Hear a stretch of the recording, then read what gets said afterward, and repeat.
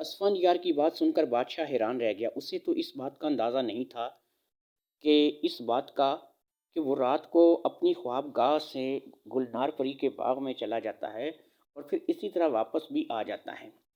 حیرت کی بات یہ تھی کہ بادشاہ کو ایک بار بھی ایسا نہیں لگا تھا کہ وہ حقیقت ہے۔ اس نے اسے خواب ہی سمجھا تھا اور اس کے مطابق وہ خواب میں ہی یہ سب کچھ کرتا چلا آ رہا تھا۔ یہ حقیقت نہیں تھی۔ خیر بادشاہ نے اپنے وزیر سے پوچھا، اگر اس عالم نے یہ بات بتائی ہے تو اس کا کوئی حل بھی بتایا ہوگا؟ اب وزیر اعظم نے کہا، جی ہاں بادشاہ سلامت، اس کا حل ضرور بتایا گیا ہے، مگر اس قدر عجیب ہے، سوچ رہا ہوں کہ میں آپ سے یہ بات کیسے کہوں۔ بادشاہ نے کہا، اسفن یار جو بھی بات ہے تم بیان کرو۔ اب وزیر اسفن یار نے بادشاہ سے کہا، اس عالم کا کہنا ہے کہ عبد الحق کو قتل کر دیا جائے اور اس ملک سے دور کسی ویران جگہ پر اس کی قبر بنائی جائے جو کہ اس ملک کی حدود میں نہ ہو، اور ایک مٹھی مٹی کی اس کی قبر سے اٹھا لی جائے۔ مٹی کا ایک برتن لے کر جس کا منہ پر سے بند ہو، وہ مٹی اس برتن میں ڈال کر اسی محل کے کسی کمرے میں رکھ دی جائے اور اس کمرے کو تالا لگا کر بند کر دیا جائے۔ اس برتن کے علاوہ کمرے میں کوئی اور چیز نہیں ہونی چاہیے۔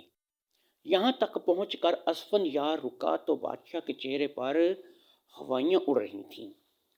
اس سے پہلے کہ بادشاہ کچھ بولتا، اسفن یار نے ایک مرتبہ پھر کہنا شروع کیا، وہ برتن اس کمرے میں پڑا رہے، میرے اور آپ کے علاوہ کسی کو پتہ نہیں ہونا چاہیے، اور نہ ہی محل کے کسی دوسرے فرد کو اس بات کا علم ہونا چاہیے، حتیٰ کہ شہزادی کو بھی اس بات سے بے خبر رکھا جائے گا۔ اب ایک مرتبہ پھر اسفن یار رکا۔ اب کی بار بادشاہ نے کہا، وزیر اعظم، کس جرم کی سزا ہم عبدالحق کو دیں گے؟ عبدالحق کو کیوں قتل کیا جائے گا؟ ہم تو اپنی بیٹی کی شادی اس سے کرنے جا رہے ہیں، اور اسے قتل ہم کس بنیاد پر کروائیں؟ یہ تو ظلم ہے۔ اگر ہم نے اسی طرح ظلم کیا تو اللہ کا قہر برسے گا ہماری سلطنت پر اور ہم سب برباد ہو جائیں گے۔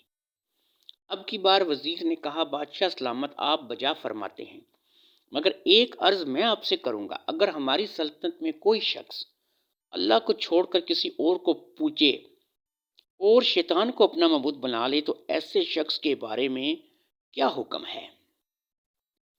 بادشاہ نے کہا، اگر وہ کسی اور مذہب سے تعلق رکھتا ہے اور کسی جھوٹے معبود کی عبادت کرتا ہے تو اسے تبلیغ کی جا سکتی ہے، مگر اپنا مذہب وہ چھوڑ دے، اس کے لیے زبردستی اس کے ساتھ نہیں کی جا سکتی۔ اگر وہ ہندو ہے یا کسی اور مذہب کا ہے تو ہم صرف اسے کہہ سکتے ہیں، اسلام کی دعوت دے سکتے ہیں، تبلیغ کر سکتے ہیں۔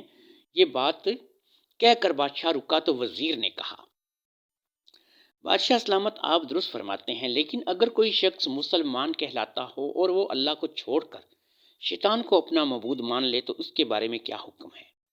اب کی بار بادشاہ نے کہا، ایسے شخص کے لیے یہ حکم ہو سکتا ہے کہ اس سے اس شیطانی عمل سے منع کیا جائے، اگر وہ نہ باز آئے تو اسے سزا دی جائے۔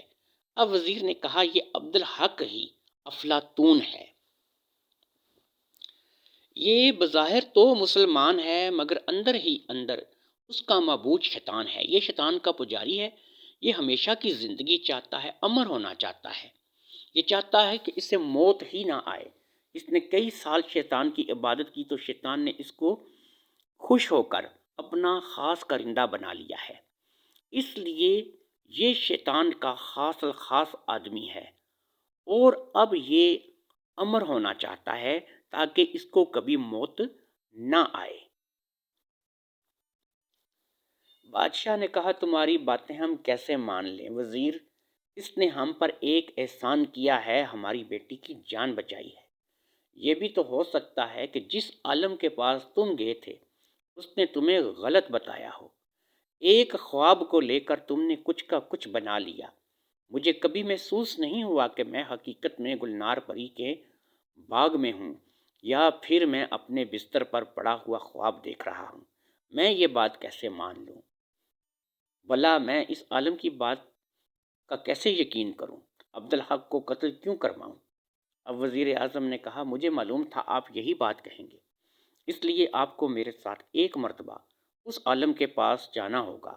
اگر اس عالم کے پاس جانے کے بعد بھی آپ عبدالحق کو بے قصور سمجھتے ہیں تو میں آپ سے کچھ بھی نہیں کہوں گا، لیکن اگر عالم کی بات 100% سچ نکلی تو ہمیں یوں ہی کرنا پڑے گا جو میں نے آپ سے کہا ہے۔ بادشاہ گہری سوچ میں پڑ گیا۔ ایک طرف اس کا محسن تھا جس نے اس کی بیٹی کی جان بچائی تھی، اور دوسری طرف ایک مسلمان عالم جس کی تعریف وزیر اسفن یار کر رہا تھا۔ لیکن ایک بات اب بھی چھپی ہوئی تھی، اس سارے قصے میں گلنار پری کا کیا رول تھا؟ اس نے تو صرف یہی کہا تھا کہ